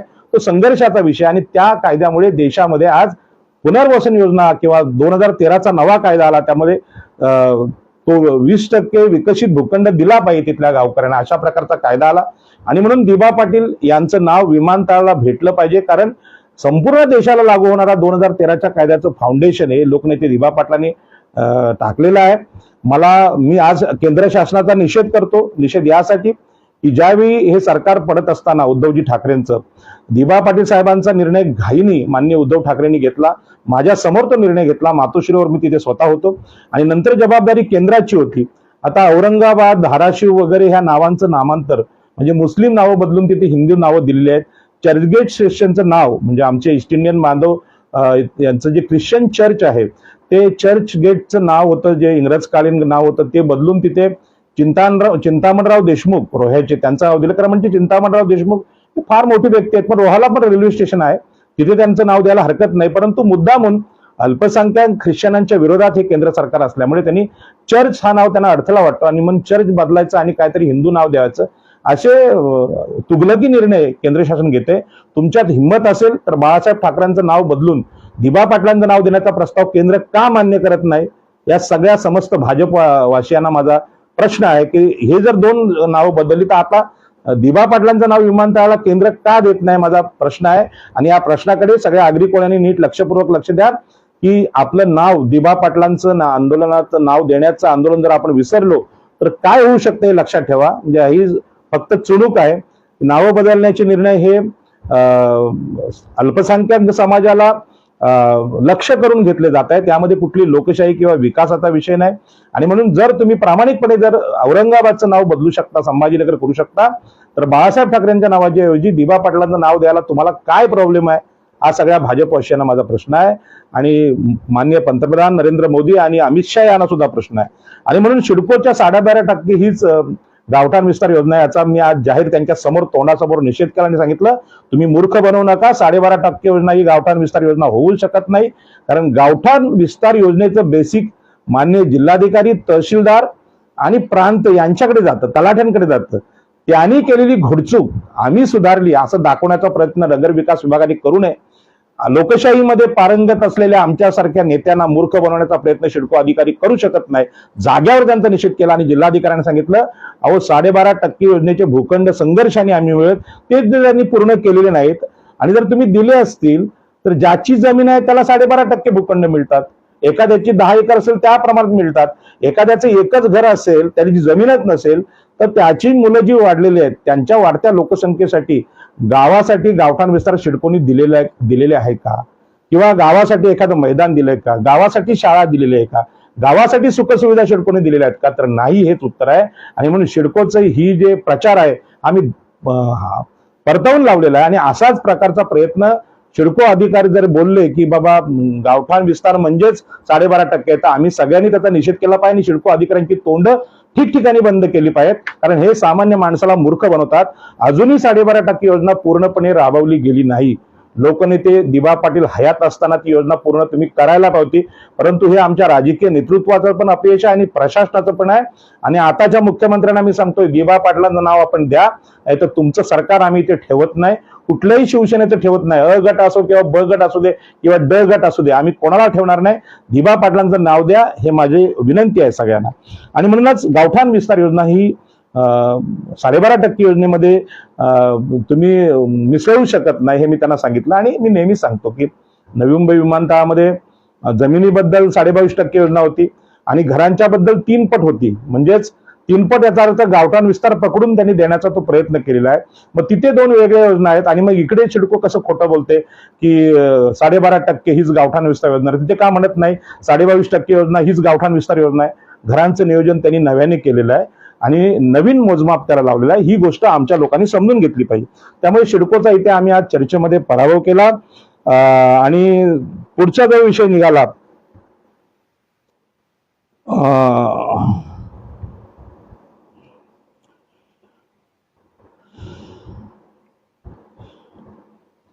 आपल्याकडे गावठाण विस्तार योजना ही सिडकोची चर्चा आल्यानंतर तुम्ही महसूल विभागाला विचारलं जिल्हाधिकाऱ्यांनी, तर सिडकोनी तर ही योजना राबवली नाही सिद्ध होते. मग महसूलने राबवली का? तर महसूलने आज मान्य केलं तहसीलदार आणि प्रांतांनी की आम्ही ही योजना राबवली नाही. तरी सुद्धा सिडको म्हणायला लागली की मूळ गावठाण 3 एकर आहे ते आम्ही घेतलेलं नाही. म्हणजे बघा किती नालायक सिडको अधिकारी आहेत. इंग्रजांनी मोजलेलं मूळ गावठाण 3 एकर 1930ला 1932ला ते आम्ही घेतलं नाही असं सिडको अधिकारी सांगतात. पण त्या मूळ गावठाणापर्यंत तुमचं भूसंपादन गेलंच ना. मग ते कसं गेलं? कारण त्यांनी विस्तारित गावठाण लोकसंख्या वाढीचा जो नियम आहे, हा जो कायदा आहे, हा सिडकोने तर गुंडाळलाच, पण महसूल विभागाने निष्क्रिय त्यांनी गुंडाळलेला आहे. आणि म्हणून ते सांगायला लागले की नाही त्या गावातली आज करंजाडे गावातली 3 एकर मूळ गावठाण आम्ही घेतलं नाही, पण उरलेली जी 11 एकर आहे हे आमची जागा आहे. असं म्हटल्यानंतर मी चौताळून उठलो. सांगितलं ही तुमची जागा आहे, 7 तुमच्या नावावर असतील, सिडको संपादित असे, पण प्रत्यक्षात घरं कोणाची आहेत? प्रत्यक्ष ताबा आमचा आहे. आणि म्हणून जमिनींच्या कायद्यामध्ये कसेल त्याची जमीन राहील त्याचं घर किंवा वहिवाटीचा कायदा, ताबे कब्जाचा कायदा यानुसार जमीन आमची आहे. तर तुम्हाला ही जमीन घ्यायची असेल तर 11 एकर तुम्हाला तोडावं लागेल. कळंबोलीचं 32 एकर तोडावं लागेल. हाय का हिंमत तुमच्या सिडको अधिकाऱ्यांमध्ये अशा गावं तोडायची? आणि म्हणून जिल्हाधिकाऱ्यांनी सांगितलं की ही जर भाषा सिडकोची असेल तर नवी मुंबईमध्ये कायदा आणि सुव्यवस्था धोक्यात येऊ शकते. कारण एवढ्या मोठ्या प्रमाणात घरं तुम्ही आमची जागा म्हणून तोडत असाल तर कायदा नियम आहे कुठे? आणि म्हणून ज्या लोकांनी या शहराला जमिनी दिल्या, त्या जमिनी दिल्यानंतर ही नवी मुंबई शहर वसलं, त्यांच्याशी कृतज्ञपणे हे सिडको अधिकारी वागत असतील तर एखाद्या सभेमध्ये लोकशाहीचा जो संयम आहे तो सामान्य माणसाने किती ठेवायचा? म्हणजे तुमच्या घराखालची जागा आमची आहे असे सिडको अधिकारी सांगायला लागले, जे बदलीवर येतात किंवा प्रमोशनवर येतात आणि कुठून कुठल्या कानाकोपऱ्यातून येतात, त्यांना जर एवढी माणुसकी नसेल की ज्या लोकांनी, ज्या प्रकल्पग्रस्तांनी या शहराला जमिनी दिल्या त्यांचं आम्ही काहीतरी देणं लागतो आणि ते देणं विसरून जर असे क्रूरपणे जर बोलायला लागले तर साहजिकच आहे कुठल्या माणसाचा संताप अनावर होऊ शकतो. परंतु ही लोकशाही आम्ही पचवलेली आहे आणि म्हणून शांतपणे उत्तर दिलं की हे सिडकोच्या अधिकाऱ्यांनी सांगितलं, हे तुमचं म्हणणं मागं घ्या, तुमची जागा आहे तर ते पोझिशन आहे तुमचं आहे का? आणि म्हणून आपल्याला लहानपणी शिकवलं होतं, कसेल त्याची जमीन राहील त्याचं घर, किंवा ज्याच्या हातात ससा तो पारधी. आमच्या हातात ही जमीन आहे ती आम्ही तुम्हाला देऊ का? आणि गावाच्या बाजूला आमच्या शेतातली घरं आहेत. परंतु याच्यावर विरोध ज्या पद्धतीने तरुणांनी केला पाहिजे, ते तरुण आज जोपर्यंत समोर येत नाही तोपर्यंत राजकीय नेते जे सिडकोचे जावई झालेत ती आपली बाजू मांडणार नाहीत. म्हणून आज मी तरुणांना विनंती करतो की गावठाण विस्ताराच्या सभेमध्ये तरुणांनी पुढे आणलं पाहिजे. हा तरुणांचा विषय आहे, कारण आपल्या पुढल्या पिढ्या या गावात राहणार आहेत. आपल्याला क्रिकेटचं मैदान नाही, आपल्याला जागा नाहीत, म्हणून आपण इथे पुढाकार घेतला पाहिजे. आणि म्हणून सिडको कशी म्हणू शकते ही जमीन आमची आहे? तुमची जमीन असेल तर ही जमीन तुम्ही सिद्ध केली पाहिजे. ही जमीन आम्हाला आमच्या ताब्यात असेल तर ती आम्हाला भेटली पाहिजे आणि ती मालकी हक्काने भेटली पाहिजे. मग सिडकोने अधिकारी नवीन प्रस्ताव आणला की नाही आम्ही भाडे कराराचा एक कायदा आणलाय. अहो, आमच्याच गावात आमच्या हजारो पिढ्यांच्या ज्या घरं आहेत ही काही केवळ 70 पूर्वीचीच नाही, त्याच्या अगोदरपासूनची घरं आहेत.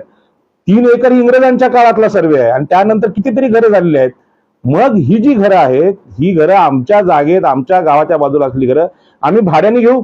मग तिथे त्यांनी चर्चा केली की एवढ्या मोठ्या सगळ्या नवी मुंबईमध्ये माननीय मुख्यमंत्री एकनाथ शिंदे यांनी सांगितलं की भाडे करार मी करायला तयार आहे. आमच्यामधले काही अतिशय मूर्ख आणि नालायक लोक बोलायला लागले की भाडे करार चांगला आहे. आणि मग मी सांगितलं, अहो भाड्याने घरं कोण तुमच्याकडे आले का? कोणाची पत्र आलीत का? लोकांनी मागणी केली का? कसं लोक मागणी करतील? मालकीचं घर भाड्याने कोण घेईल का? आणि भाड्याने घेतल्यानंतर तुम्ही तिथे क्लस्टर योजना किंवा SRA राबवणार? मूर्ख आहोत का आम्ही? मग मी मुंबईचा विषय सांगितला जिल्हाधिकाऱ्यांना. जिल्हाधिकारी साहेब, 2015ला जेव्हा काँग्रेस राष्ट्रवादीने सांगितलं की ही गावठाणं म्हणजे अनधिकृत आहेत, अतिक्रमण आहेत किंवा SRA, तेव्हा आम्ही सांगितलं मुंबईचे मालक आम्ही आहोत. आगरी, कोळी, माळी, भंडारी, ईस्ट इंडियन, आदिवासी आम्ही आहोत. आम्ही जर मुंबई शहराला जमिनी दिलेल्या आहेत, या जमिनी आम्ही अतिक्रमण, आम्ही गलिच्छ वस्त्या, हे आम्ही ऐकून घेणार नाही. आणि म्हणून त्यावेळी मी वरळीमध्ये आशिष शेलारला सांगितलं होतं, तुमच्यासारखे मराठा आमदार आमच्या खारदांड्यातून होतात आणि आम्हाला भाडेकरू ठरवतात. याच्या पुढे प्रत्येक आमदाराला, प्रत्येक नगरसेवकाला कोळीवाड्यातून, गावठाणातून पर्याय दिला जाईल आणि तुम्हाला तुमची जागा आम्ही दाखवून देऊ. राजकीय सत्ता आम्ही हातात घेऊ आणि छत्रपती शिवाजी महाराजांच्या आरमारातले मावळे आम्ही आहोत. आम्हाला हे नवीन नाही, आम्ही इंग्रज पोर्तुगीजांशी लढाई केलेत. तुम्ही आतापर्यंत हिंदुत्वाच्या, भाजपचं हिंदुत्व असेल, प्युअर हिंदुत्व, नंतर शिवसेनेचं असेल, या हिंदुत्वानी आम्हा हिंदूंना तुम्ही मूर्ख बनवलेला आहे. हा मूर्खपणा आता आम्ही करणार नाही. आमच्या गावांसाठी इथले तरुण लढायला उतरतील आणि तुमच्या सगळ्या राजकारणाची चिरफाड करण्याची हिंमत इथल्या आता लोकांमध्ये आलेली आहे. आणि म्हणून सिडको जेव्हा म्हणलं ही जमीन आमची आहे, तुमची जमीन नाही, ही जमीन आमची आहे. आणि जमीन मालकीचे जे कायदे आहेत, 12 वर्ष एखादा माणूस एखाद्या घरात राहिला तर ऍडव्हर्स पोजेशनच्या कायद्याने तो मालक बनतो. 1 एप्रिल 57ला जो जमिनीत होता, वहिवाटीत आहे, तो कुळ आहे, तो मालक झालेला आहे. एवढेच सगळे कायदे, गावठाण कायदा आहे. आमच्या बाजूने असताना आमच्याच गावात येऊन आम्हाला मूर्ख बनवणार, भाडेकरू बनवणार. मी एकनाथ शिंदे या ठाण्यामध्ये येऊन मुख्यमंत्री झालेल्या रिक्षावाल्या मुख्यमंत्र्याचा जाहीर निषेध करतो. साताऱ्यातून तुम्ही इथे आलात, आमच्या लोकांनी तुम्हाला डोक्यावर घेतलं, तुम्हाला मुख्यमंत्री केलं. तुम्ही भूमिपुत्रांशी गद्दारी करता. 50 खोके ओके हे सगळेजण बोलतात, पण तुम्ही आमच्या भूमिपुत्रांना भाड्याने जमिनी देते. लाज वाटत नाही तुम्हाला? माझी विनंती आहे आपल्याला, ही चूक आपण सुधारा. लोक अन्न पाणी खाणी कष्ट करून पिकवतात, खातात, मेहनत करतात. मच्छीमार बांधव आमचे मेहनत करतात, पण त्यांची अस्तित्वात असलेली गावठाणं तुम्ही नाकारता. हे कसलं मुख्यमंत्रीपद? आणि देवेंद्र फडणवीसांना याविषयी कळत नाही का? मुंबईतल्या सीमांकनाचा मुद्दा अतिशय चांगला मुद्दा आपण काढलात आणि तो मुद्दा नवी मुंबईत नाही तुम्हाला समजत, ठाण्यात समजत नाही. आणि म्हणून हे जे लोकांना मूर्ख बनवणं हे थांबवावं. 5 वर्षासाठी तुम्ही आहात. पुढल्या निवडणुकीमध्ये मी तर एक लोकसभा लढलेलो आहे, एक विधानसभा लढलेलो आहे. याच्या पुढे मी अनेक तरुणांना ह्या विधानसभेत, या लोकसभेत फॉर्म भरून देणार सांगणार आहे. या मुंबई, ठाणे, रायगड परिसरामध्ये नेतृत्व हे आगरी, कोळी, भंडारी, ईस्ट इंडियन, 12 बलुतेदार, ओबीसीकडे असलं पाहिजे. इथे मराठा आणि ब्राह्मण मुख्यमंत्री आम्हाला नको. कारण त्यांनी जर 70 वर्षात आम्हाला गावठाणं दिली नाहीत तर विषयाची परीक्षा आता आम्हाला घ्यायची नाही. बंधू आणि भगिनींनो, ओबीसी, एससी, एसटी यांच्या भूमिपुत्रांचे जे अधिकार आहेत ते स्थानिक स्वराज्य संस्थांच्या कायद्यामध्ये आपल्याला पाहायला मिळतात. त्या कायद्याचा आपण अभ्यास करावा ही माझी विनंती आहे. 12.5% जमीन ज्यांना भेटली, ज्यांच्याकडे जमीन होती, पण भूमिहीनांचं काय हा मोठा प्रश्न आहे. आणि भूमिहीनांच्या प्रश्नासाठी गावठाणाची लढाई महाराष्ट्राच्या कानाकोपऱ्यात आपण न्यायला पाहिजे अशी माझी विनंती आहे. आणि म्हणून मुंबई, ठाणे, रायगड, पालघर या सगळ्या क्षेत्रात ही समस्या आहे हे मी जिल्हाधिकाऱ्यांच्या लक्षात आणून दिलं. आणि जिल्हाधिकाऱ्यांनी विचारलं, हा फक्त करंजडे गावाची रीट याचिका आहे की सगळ्या 95 गावांची आहे? मी त्यांना सांगितलं, साहेब 95 गावांची हेच सेम परिस्थिती आहे असंच म्हणणं आहे, परंतु आमची ताकद कमी पडते. प्रत्येक गावात सभा लावणं, गाव कमिट्या करणं, लोकांना लोकवर्गणी काढायला प्रवृत्त करणं हे अत्यंत अवघड जाते. उरणमध्ये सुद्धा गावठाण हक्क योजनेला विरोधक हे आमच्या जातीचे लोक आहेत, आगरी कोळी जातीचे लोक आहेत. ते म्हणतात की लोकवर्गणी कशाला काढायची, सरकार करेल. नवी मुंबईत आमच्या जातीचे लोक आहेत, बाकी सत्ताधारी मराठे आणि ब्राह्मण आमचे शत्रूच आहेत, ते सिद्ध झालेली गोष्ट आहे. प्रशासन आमच्या विरुद्ध आहे, जिल्हाधिकारी आमच्या विरुद्ध आहेत, परंतु आमच्या जातीचे लोक जेव्हा विरोध करतात, पैसे कशाला असा प्रश्न विचारतात, 100 रुपये 200 रुपये लोकांनी वर्गणी काढून गाव मोजलं तर त्याला विरोध करणारी लोक बघून मला त्यांचा अत्यंत तिरस्कार वाटायला लागलाय. आणि म्हणून जिल्हाधिकाऱ्यांनी सांगितलं, ठाणे, रायगड, पालघर इथल्या आगरी कोळी कराडी ओबीसी एससी एसटी लोकांची जशी समस्या आहे तर संपूर्ण महाराष्ट्रामध्ये गावांचं नियोजन, गावठाणांचं नियोजन झालेलं नाही. आणि म्हणून हा धोरणात्मक निर्णय तुम्ही करत नाही म्हणून आम्हाला न्यायालयात जावं लागलं.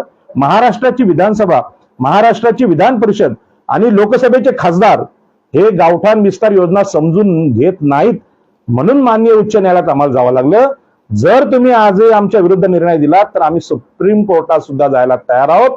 आम्ही मागे पुढे पाहणार नाही. अशा प्रकारची तयारी, आर्थिक तयारी मी केलेली आहे. बंधू आणि भगिनींनो, गावठाण विस्तार हे महसूलचं काम आहे, ते सिडकोचं काम नाही, नगर विकासचं काम नाही. आणि त्यामुळे महसूल विभाग चुकलेला आहे ही गोष्ट आज सगळ्या महसूल विभागाने मान्य केली. परंतु आपली पण घोडचूक आहे. आम्ही सीमांकनाचा विषय मुंबईत केलाय, आमच्या पेंदरमध्ये केलेला आहे किंवा इथे करंजाडेमध्ये केलेला आहे, परंतु घरं सुद्धा मोजली पाहिजेत. घरांच्या प्रॉपर्टी कार्डचा विषय सीमांकित नकाशामध्ये घालून जर आपण केला तर निश्चितपणे तहसीलदार असतील, जिल्हाधिकारी असतील यांच्या लक्षात येईल की इथे घरं आहेत. या घरांची नोंद न घेता सिडको सांगते जमिनी आमच्या आहेत. आणि म्हणून सिडकोचं तोंड गप्प करायचं असेल तर प्रत्येक गावाचं सीमांकन केवळ आउटर बाउंड्री नाही तर आम्ही आमची घरं सुद्धा मोजून त्या प्रस्तावात पुरावे जोडले पाहिजेत. नाही असा प्रयत्न बाळही कालाधोंडा इथे आम्ही केलेला आहे. आणि तिथल्या नागरिकांचा मी जाहीर आभार व्यक्त करतो. आमच्यावर विश्वास ठेवून त्यांनी अशा प्रकारची घरं मोजायला सुरुवात केलेली आहे. आणि म्हणून या सगळ्या चर्चेमध्ये सिडकोच्या लक्षात आलं अधिकाऱ्यांच्या की आता काही ऐकत नाहीत आणि मग भाडेपट्ट्याचा विषय काढला. मी सांगितलं भाडेपट्टा आम्हाला मान्य नाही. ज्या मूर्ख नेत्यांनी आगरी कोळ्यांच्या भाडेपट्ट्याला मान्यता दिली तो मूर्खपणा हा स्वतःच्या स्वार्थापोटी केलेला आहे. त्यांना बिल्डर व्हायचा आहे, ते SRA राबवायचा आहे, क्लस्टर राबवायचं म्हणून केला असेल त्यांचाही मी निषेध करतो. आणि असं कोणी म्हणत असेल भाडे करार योग्य आहे तर गुलाम आम्हाला अक्का व्हायचं नाही. महात्मा ज्योतिबा फुलांनी आम्हाला सांगितली तुम्ही गुलाम का झालात, अज्ञानामुळे, अशिक्षितपणामुळे झालात. पण आताची CA झालेली प्राध्यापक मंडळी सुद्धा महात्मा फुल्यांच्या काळातल्या गुलामीच्या अंधारात राहू इच्छित असतील तर ते आम्हाला मान्य नाही. आणि म्हणून डॉक्टर बाबासाहेब आंबेडकर, छत्रपती शिवाजी महाराज यांचा वारसा सांगणारे आम्ही लोक आता बंड करायला आम्ही पाहिजे आणि सांगितलं पाहिजे जमिनीवरची आमची मालकी सिद्ध करण्यासाठी वाटेल तो संघर्ष आम्ही करू. मग तो उच्च न्यायालयातला असेल किंवा सुप्रीम कोर्टातला असेल. कायदा आम्ही हातात घेणार नाही, परंतु कायदा काय असतो हा आम्ही महाराष्ट्र शासनाला आणि केंद्र सरकारला दाखवून देऊ. बंधूंनो, यानंतर मी माननीय जिल्हाधिकाऱ्यांना सांगितलं की साहेब मुंबईमध्ये आगरी कोळी भंडारी इष्टीन यांची 200 गावठाणं आहेत. आणि या 200 गावठाणाचा प्रश्न ज्यावेळी आशिष शेलारांना मी सांगितला त्यांनी तो देवेंद्र फडणवीसांना सांगितला. आणि चंद्रकांत दादा महसूल मंत्री असताना कोळीवाड्यांचं सीमांकन करण्याचा निर्णय झाला आणि 12 कोळीवाडे मोजले. परंतु यामध्ये सुद्धा मुंबईतले जे गावठाण चळवळीचे लोक आहेत त्यांनी अति शहाणपणा केला, मूर्खपणा केला. गावं आम्ही मोजली पाहिजे मी पहिल्या दिवसापासून सांगतो, त्यांनी ऐकलं नाही. आणि त्याचा फायदा आज मुंबईमध्ये तुम्हाला माहित आहे SRA वाले घेत आहेत, मुंबई पोर्ट ट्रस्ट घेत आहे आणि अनेक बिल्डर घेतात. आणि मोजलेल्या गावठाणामध्ये सुद्धा आमचा दावा आहे जमिनीचा असं सांगतायत ते.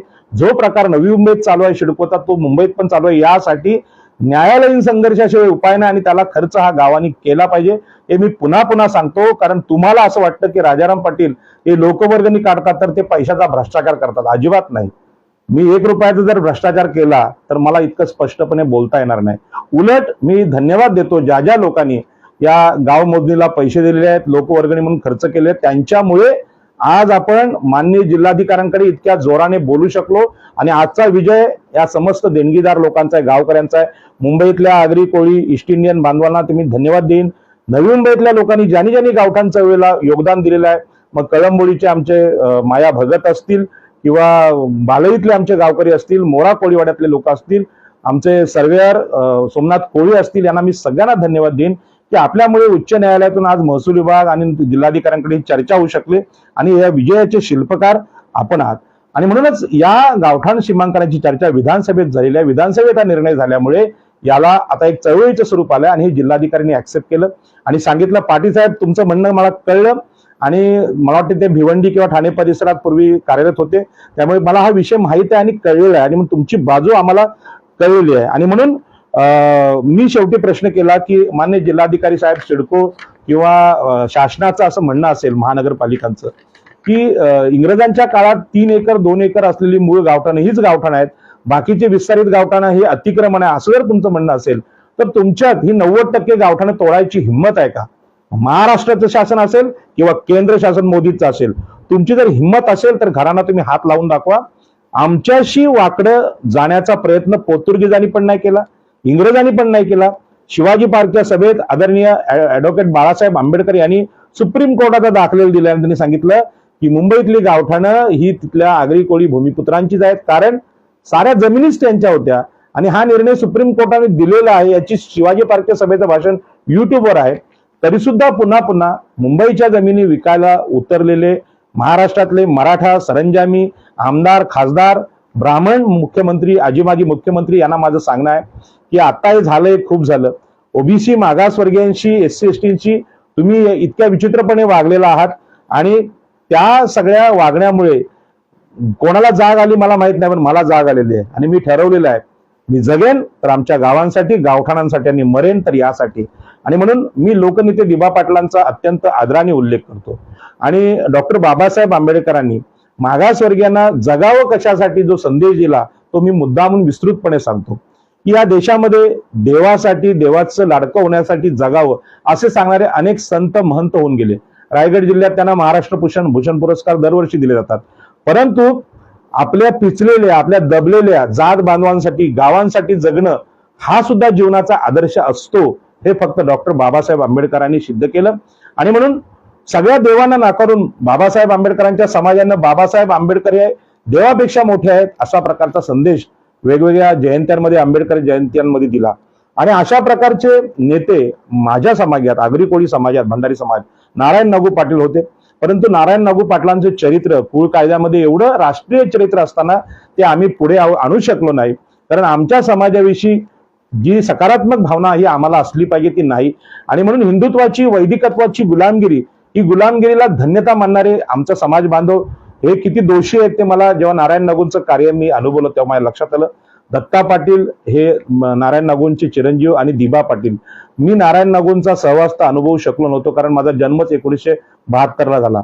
पण दत्ता पाटील आणि दिबा पाटील यांचा मी अनुभव घेतला, त्यांच्याशी मी प्रत्यक्ष चर्चा केली आणि दिबा पाटलांच्या जीवनातून माझ्या लक्षात आलं, दत्ता पाटलांच्या, की स्वतःच्या जात बंधवांसाठी लढण्याची गरज या मनुस्मृतीच्या शोषणातून निर्माण झालेल्या व्यवस्थेच्या काळात जास्त गरजेची आहे.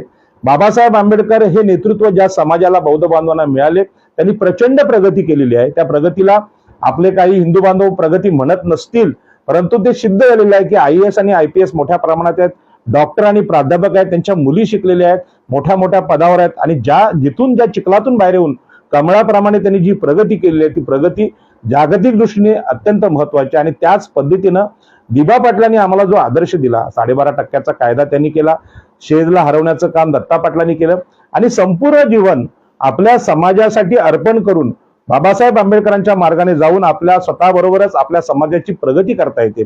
आज दिबा पाटलांमुळे प्रत्येक घरात करोडपती माणूस तयार झाला. ही जी उपकारांची जी जाणीव आहे जर आपल्या लोकांना झाली तर निश्चितपणे या चळवळीला देणग्या देणं वेगळं, चळवळीत भाग घेणं वेगळं, परंतु दिबा पाटलांसारखं आदर्श जीवन आम्ही आगरी कोळी भंडारी ईस्ट इंडियन समाज बांधव जगू हा संकल्प जर आम्ही केला तर निश्चितपणे जीवनाचं जगण्याचं समाधान आपल्याला मिळतं. आणि म्हणून मी आज अत्यंत आनंदात आहे, कारण गावठाण चळवळीचा प्रत्यक्ष टेबलावरचा विजय आज मी माझ्या डोळ्यांनी पाहिलाय, करंजाडे ग्रामस्थांनी पाहिलाय.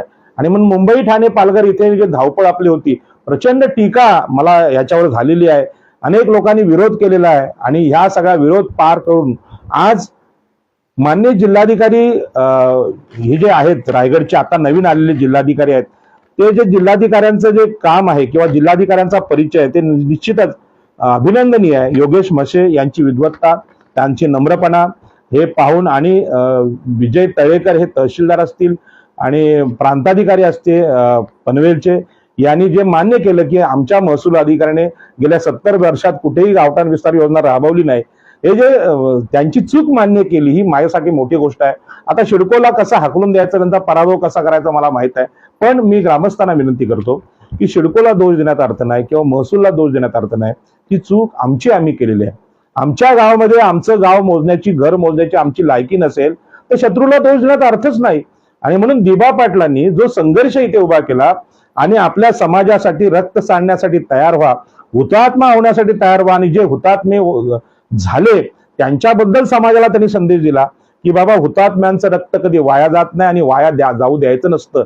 आणि म्हणून लोकांसाठी लढत असताना असा एखादा माणूस माझ्यासारखा बळी गेला तर तो मरत नाही, तर तो अमर आहे. लोकांसाठी जगताना जो आनंद आपल्याला भेटतो, तो आनंद फार मोठा आहे. आणि म्हणून भावानो आणि बहिणीनो, जो आपला समाज आज जे तरुण दारू किंवा क्रिकेट याच्यामध्ये नको तेवढा वेळ घालवतायत, तर हा वेळ योग्य तेवढा घालवला पाहिजे, परंतु आपली कर्तव्य पण आपण लक्षात घेतली पाहिजे. आणि गावठाण चळवळीला तरुणांचा सहभाग, तरुणींचा सहभाग भेटला पाहिजे. आणि हा जगण्याचा एक आदर्श आहे, हिंदू धर्मशास्त्रामध्ये नसलेला आदर्श आहे. हिंदू धर्मशास्त्राने मागासवर्गीयांना ब्राह्मण, क्षत्रिय, वैश्य यांच्या सेवेसाठी जगा अशा प्रकारचा संदेश दिला आणि आम्हाला शूद्र बनवलं. परंतु दिबा पाटलांनी सांगितलं की अशा प्रकारचा देव मी नाकारतो, अशा प्रकारचा धर्म जो आमचा शोषण करतो, जो आम्हाला जमिनींचा, पाण्याचा, जंगलाचा, शिक्षणाचा, आरक्षणाचा अधिकार देत नाही, तो सगळा मी नाकारतो. आणि माझ्या जातीसाठी, माझ्या समाजासाठी मी जगेन. आणि माझ्या जातीसाठी रायगड जिल्ह्यात आंदोलन करत असताना या 12.5% कायदा संपूर्ण देशाला 2013च्या पद्धतीने लागू झाला. दत्ता पाटलांचा शेज विरोधी संघर्ष सगळ्या देशाला लागू झाला. आमच्या इथे आम्ही अहिंसक संघर्ष केला आणि शेजचा पराभव केला. कुळ कायद्यासारखा कायदा बाबासाहेब आंबेडकर, नारायण नागू पाटील यांनी संपूर्ण देशाला लागून झाला. संपूर्ण देशातली विषमता नष्ट झाली पाहिजे, जमीनदारी नष्ट झाली पाहिजे, अशा प्रकारचा संघर्ष आमच्या समाज बांधवांनी, नेतृत्वानी केलाय. नव्या जगामध्ये नवीन जीवन मूल्य ही संविधानाची आहेत. धर्माचा इथे पराभव झालेला आपल्याला दिसतो, कारण हे जे अन्याय अत्याचार चाललेत हे हिंदूंवर केलेले अत्याचार आहेत. आणि म्हणून नेहमीच मुस्लिम लोक आमच्यावर अन्याय करतात, किंवा लव जिहाद किंवा भूमी जिहाद हा जो प्रचार भाजप करून चाललाय. माझं हे माननीय मुख्यमंत्री, माजी मुख्यमंत्री देवेंद्र फडणवीस आणि पंतप्रधान नरेंद्र मोदी यांना जाहीर आव्हान आहे, तुमच्या केंद्र आणि राज्यामध्ये सरकार तुमचे आहेत, तुमच्यात हिंमत असेल तर आमची जी विस्तारित गावठाणं आहेत, जी वाढलेली गावठाणं आहेत, जमीन मालकी हक्काने प्रॉपर्टी कार्ड आपण या 1 महिन्यामध्ये देता का? देत असाल तर तुम्ही आमचे नेते, नाहीतर तुम्ही आमचे शत्रू आहेत, हे आम्हाला अगोदर पण सिद्ध झालं, आता पण सिद्ध होईल. आणि म्हणून कुठल्याही पक्षाला आपलं न म्हणता आपलं काम आपण करूया. आणि आम्ही ज्या जागेत राहतो, घरात राहतो, तो देश भारत माझा देश माझा आहे. आणि म्हणून जी प्रतिज्ञा आम्ही घेतो, भारत माझा देश आहे, सारे भारतीय माझे बांधव आहे, ते खरं आहे. परंतु यामध्ये भारत माझा देश असेल तर त्या घराखालचा सातबारा सुद्धा माझा असला पाहिजे. हा खरा राष्ट्रवाद आहे. हा राष्ट्रवाद डॉक्टर बाबासाहेब आंबेडकर, नारायण नागू पाटील, दत्ता पाटील आणि दिबा पाटील यांनी दिलेला आहे. करंजाडे ग्रामस्थ किरण पाटील यांना मी अत्यंत धन्यवाद देईन. किरण पाटलांना जो छोटासा काल अपघात झाला त्यामुळे ते आज येऊ शकले नाही, आणि ते असते तर निश्चितच आज माझ्या आनंदामध्ये आणखी एक मोठा आनंद झाला असता. आमचे वकील सुद्धा आज उपस्थित राहू शकले, तरी सुद्धा योगेश म्हशे हे जे जिल्हाधिकारी आहेत त्यांनी ज्या पद्धतीने ग्रामस्थांची बाजू समजून घेतली, आणि गावठाण चळवळ हा केवळ करंजाडे गावाचा विषय नाही, तर ठाणे, रायगड, पालघर आणि संपूर्ण महाराष्ट्राचा विषय असल्यामुळे शासनाने याबद्दल धोरणात्मक निर्णय घ्यावा, अशाच प्रकारची परिस्थिती आहे. माननीय उच्च न्यायालयाने तसेच आदेश दिले आहेत. आणि सरकारला, विधानसभेला आता अधिवेशन चालू आहे, विधानसभेतल्या सगळ्या आमदारांनी, सगळ्या मुख्यमंत्री आणि महसूल मंत्र्यांनी निर्णय घ्यावा असा संदेश मी आज देतोय. आमचे जे आमदार आहेत, उरणचे आहेत, पनवेलचे आहेत, प्रशांत ठाकूर, महेश बालदे असतील, नवी मुंबईतले आमदार गणेश नाईक असतील, मंदाताई असतील, किंवा आमचे सगळे जेवढे ओबीसी, SC, ST चे आमदार आहेत, त्यांनी विधानसभेत हा प्रश्न मांडावा. तुमच्या घरी मी पत्र घेऊन आता येऊ शकत नाही, आता अधिवेशन चालू आहे, पण ज्या जिल्हाधिकारी कार्यालयात झालेलं आहे ते आपल्या कानावर मी घालतो आणि ही क्लिप सगळ्यांनी त्यांच्याकडे फॉरवर्ड करावी आणि विधानसभेत पुन्हा एकदा निर्णय व्हावा आणि सगळ्या गावकऱ्यांनी गावं मोजवायला उद्यापासून सुरुवात करायची आहे. आपल्या घरासाठी खिशातून पैसे काढायचे आहेत. सरकार, आमदार, खासदार यासाठी पैसे देणार नाहीत. स्वावलंबी व्हा, विजयी व्हा आणि जमीन हक्कांसाठी 2000 वर्ष आम्ही ठाणे, रायगड, पालघर या समुद्र किनाऱ्यावर टिकून आहोत. पोर्तुगीज, इंग्रज, फ्रेंच यांच्याशी आम्ही लढलेलो आहोत. छत्रपतींच्या आरमारामध्ये आम्ही वारसदार आहोत, आरमाराचे लढाऊ सैनिक आहोत. आपल्या सम्राट अशोकाच्या काळातले आम्ही वारसदार आहोत, त्या लेण्यांमधले, बौद्ध लेण्यांमधले आणि त्या साम्राज्याचे. तर ही आठवण ठेवून इथे लोढा असेल किंवा इथे सुधाकर शेट्टी हे बिल्डर जे ठाणे, रायगड ठाण्यामध्ये आज कल्याण डोंबिवलीमध्ये आमची गावं लुटतायत, यांना तिथे जाग्यावर थांबवण्याचं काम आमच्या तरुणांनी करावं अशी विनंती मी आपणास करतो. आणि पुन्हा एकदा सर्वांचे आभार मानतो. ज्यांनी ज्यांनी मला हस्ते परस्ते मदत केली आहे त्यांच्याशी मी अत्यंत कृतज्ञ आहे. तर 2005 सालापासून शिक्षकाची नोकरी सोडल्यानंतर समाजाने जो पाठिंबा या चळवळीसाठी दिलाय त्याच्यामुळे मी बोलतोय. त्या सगळ्यांचा अत्यंत आदरपूर्वक आभार मानतो आणि माझं बोलणं संपवतो. जय हिंद, जय महाराष्ट्र आणि जय एकवीर आहे. Shivsatta Times News Bureau Uran. Shivsatta टाइम्सला सबस्क्राईब करून बेल आयकॉनवर क्लिक करायला विसरू नका.